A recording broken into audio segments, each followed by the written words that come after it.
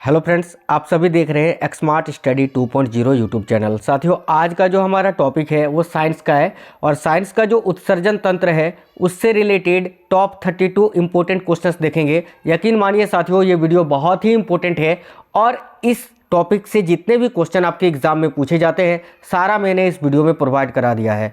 आप किसी भी गवर्नमेंट एग्जाम की तैयारी कर रहे हैं, साइंस का ये जो टॉपिक है उत्सर्जन तंत्र, इससे आपको एक या दो प्रश्न देखने को जरूर मिलते हैं।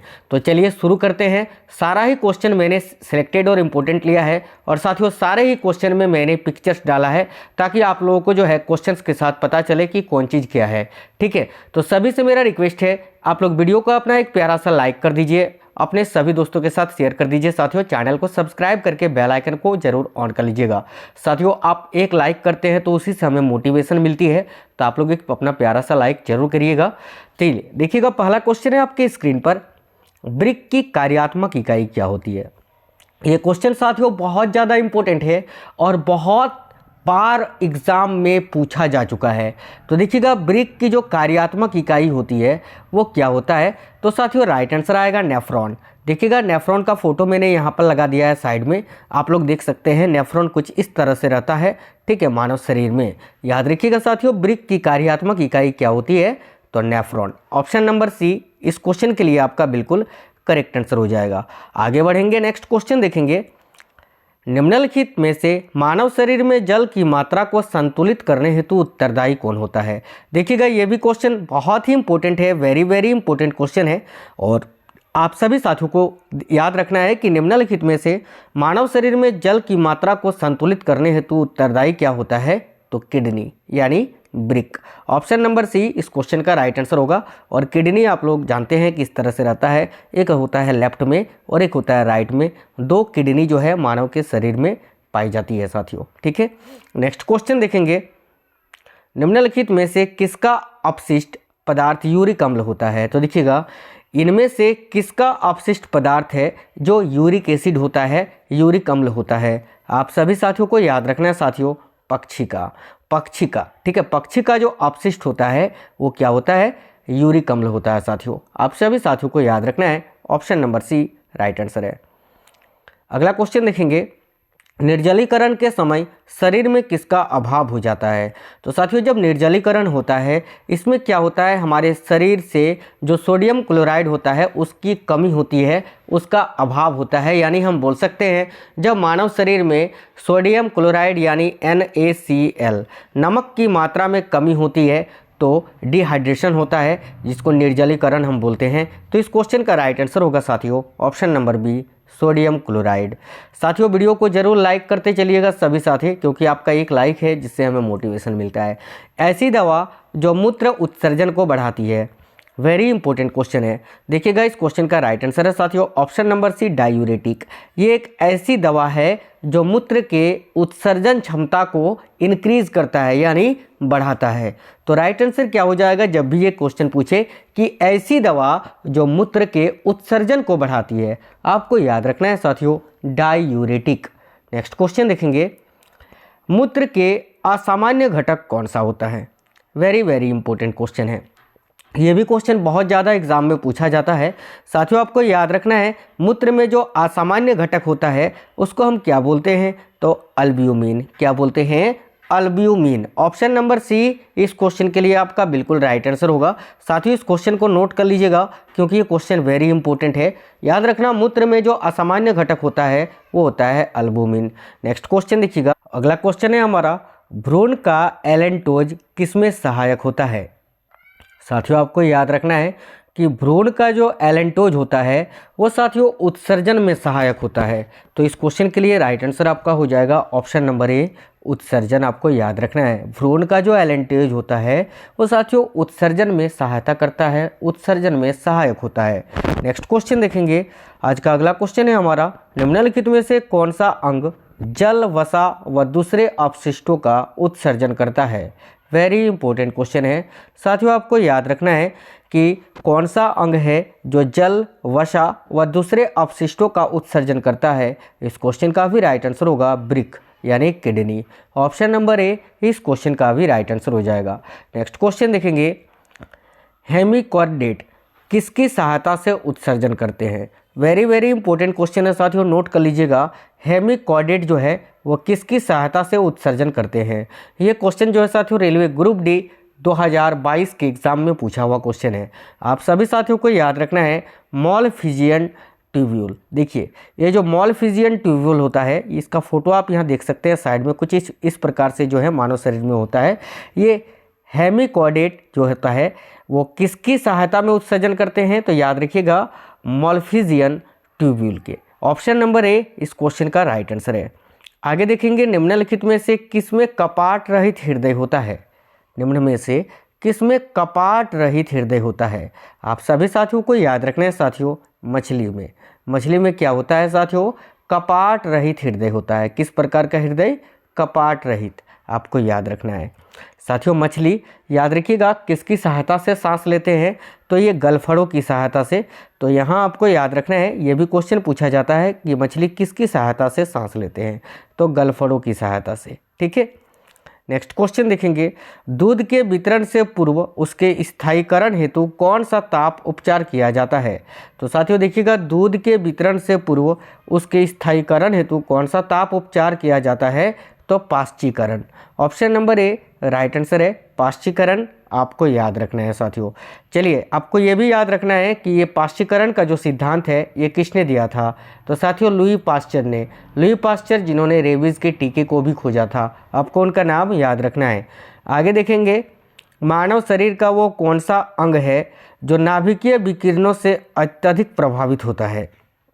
तो साथियों मानव शरीर का वह कौन सा अंग है जो नाभिकीय विकिरणों से अत्यधिक प्रभावित होता है। आपको याद रखना है साथियों, त्वचा यानी स्किन, जो चमड़ी होती है, बाहरी खोल शरीर का आवरण जिसको हम बोलते हैं। ठीक है, त्वचा याद रखिएगा।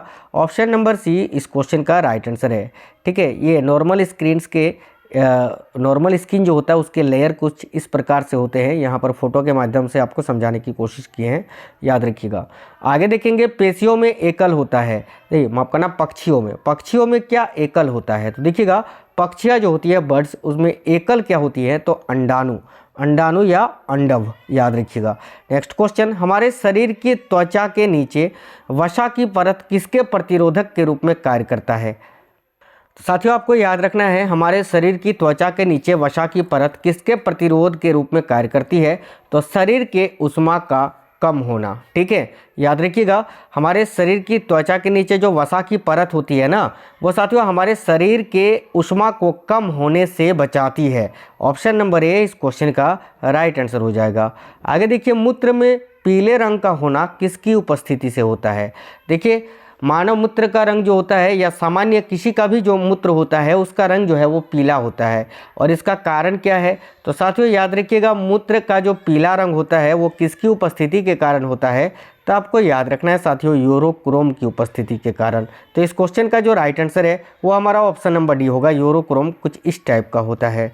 चलिए नेक्स्ट क्वेश्चन देखेंगे, कोक शब्द किस अंग के लिए उपयोग किया जाता है। कोक, देखिएगा वेरी इंपॉर्टेंट क्वेश्चन है साथियों। ये जो कोक शब्द है वो किस अंग के लिए उपयोग किया जाता है, तो आप सभी साथियों को याद रखना है साथियों, गर्भाशय के लिए। ठीक है, आप देख सकते हैं गर्भाशय सभी को पता है कहाँ होता है। ठीक है, ऑप्शन नंबर ए इस क्वेश्चन का राइट आंसर है, फोटो आप लोग यहाँ देख सकते हैं। चलिएगा नेक्स्ट क्वेश्चन देखेंगे, स्तनपायी भ्रूणों के अपशिष्ट पदार्थ किसकी सहायता से उत्सर्जित होते हैं। बहुत ही इंपॉर्टेंट क्वेश्चन है साथियों, आपको याद रखना है गर्भनाल की सहायता से। देखिए स्तनपायी भ्रूण में जो अपशिष्ट पदार्थ होते हैं वो किसकी सहायता से उत्सर्जित होते हैं साथियों, तो आपको याद रखना है साथियों गर्भनाल। ठीक है, ये गर्भनाल है, देख सकते हैं इस टाइप गर्भनाल होता है, इसके अंदर शिशु का विकास होता है, गर्भनाल से ही जो है ये उत्सर्जित होता है, याद रखना है। नेक्स्ट क्वेश्चन देखेंगे, स्तनपाइयों में उत्सर्जन का कार्य कौन करता है। तो जो स्तनपायी होते हैं, स्तनधारी स्तनपायी, उनमें उत्सर्जन का कार्य कौन करता है। तो साथियों इस क्वेश्चन का भी राइट आंसर आएगा ब्रिक यानी किडनी, याद रखिएगा सभी। नेक्स्ट क्वेश्चन, निम्नलिखित में से कौन सा पदार्थ सामान्य मूत्र में पाया जाता है। देखिएगा निम्नलिखित में से कौन सा पदार्थ है जो सामान्यतः मूत्र में पाया जाता है। साथियों आपको याद रखना है क्रिएटिनिन। ठीक है, क्रिएटिनिन जो है साथियों ये सामान्य मूत्र में पाया जाने वाला पदार्थ है। ऑप्शन नंबर बी इस क्वेश्चन का राइट आंसर है। निम्नलिखित में से कौन सा अंग तिलचट्टा का उत्सर्जी अंग है?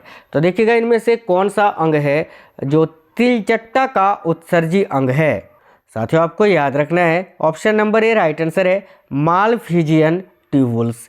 ये क्या होता है साथियों? ये तिलचट्टा का प्रमुख उत्सर्जी अंग होता है और मैंने मालफिजियन ट्यूबुल्स का आपको फोटो दिखाया। इससे पहले एक इससे रिलेटेड और एक क्वेश्चन था उसमें। नेक्स्ट क्वेश्चन देखेंगे, निम्नलिखित में से कौन सा एक ब्रिक का संरचनात्मक व क्रियात्मक इकाई है? तो देखिएगा ब्रिक की संरचनात्मक एवं क्रियात्मक इकाई क्या होता है? ये क्वेश्चन बहुत ज़्यादा बार पूछा गया एग्जाम में, बहुत ही इंपॉर्टेंट क्वेश्चन है। आप सभी साथियों को याद रखना है नेफ्रॉन। ऑप्शन नंबर डी इस क्वेश्चन का राइट आंसर है। निम्नलिखित में से कौन सा अपशिष्ट पदार्थ नहीं है?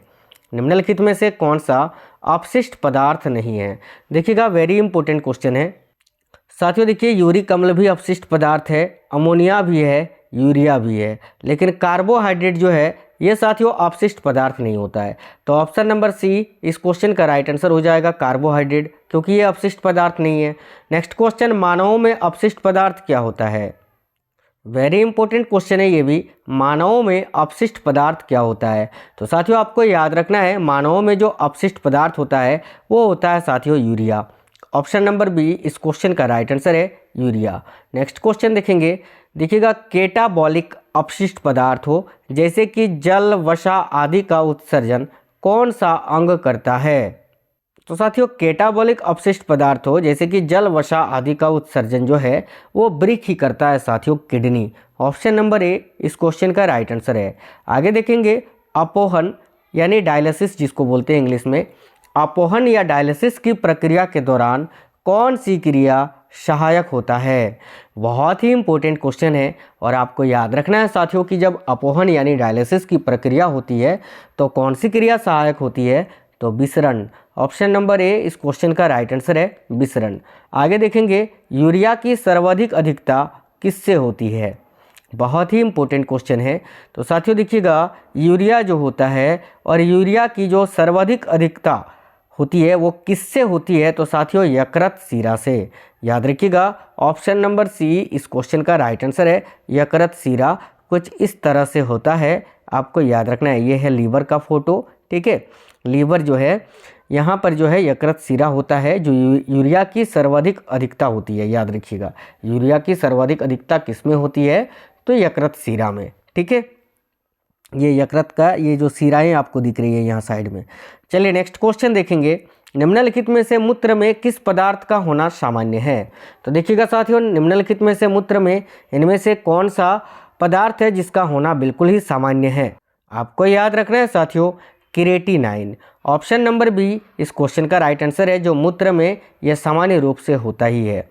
आगे देखेंगे मानव शरीर में मूत्र का भंडारण कहाँ होता है? बहुत ही इंपॉर्टेंट क्वेश्चन है, आप सभी साथियों को याद रखना है। मानव शरीर में जो मूत्र का भंडारण होता है साथियों वो मूत्राशय में होता है और मूत्राशय का फोटो कुछ इस टाइप का होता है, आप लोग देख सकते हैं। नेक्स्ट क्वेश्चन देखेंगे, यूरिक अम्ल निम्नलिखित में से किसका उत्सर्जी पदार्थ है? देखिएगा यूरिक अम्ल जो है किसका उत्सर्जी पदार्थ है? मैंने अभी आपको बताया इसी क्लास में कि साथियों पक्षियों का जो अपशिष्ट होता है वो क्या होता है साथियों? यूरिक अम्ल होता है। ऑप्शन नंबर डी इस क्वेश्चन का राइट आंसर है। मनुष्य शरीर में ब्रिक का निम्नलिखित में से क्या कार्य होता है? वेरी इंपॉर्टेंट क्वेश्चन है साथियों। मनुष्य के शरीर में जो ब्रिक का कार्य होता है वो क्या होता है? साथियों आपको याद रखना है उत्सर्जन। ऑप्शन नंबर ए इस क्वेश्चन का राइट आंसर है।